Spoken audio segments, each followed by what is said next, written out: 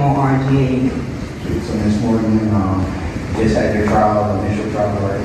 I didn't have a trial. We were attempting to go to trial. Okay. There were things that were required in this particular election contest that are not in the possession and control of me. They are in the possession and control of the election commission. These are the ballots that's necessary in order to use as evidence in this particular case.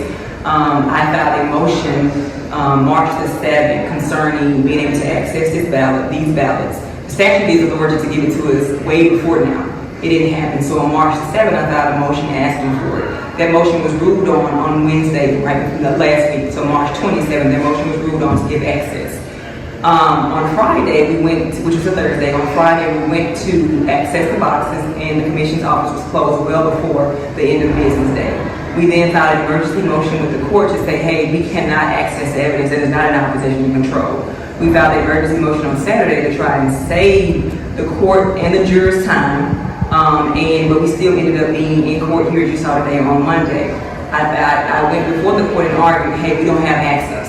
The court then, in court, vocally and verbally, ordered the two commissioners to go and start to prepare that information.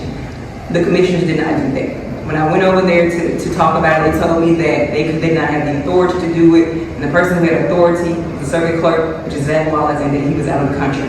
So at this particular time, I did not have access to what I needed to prove my case. The court then finally realized what's going on and decided to have a continuance, and we're very grateful for the continuance because this is a crucial piece of information that we need in order to prove our case and to get some type of justice.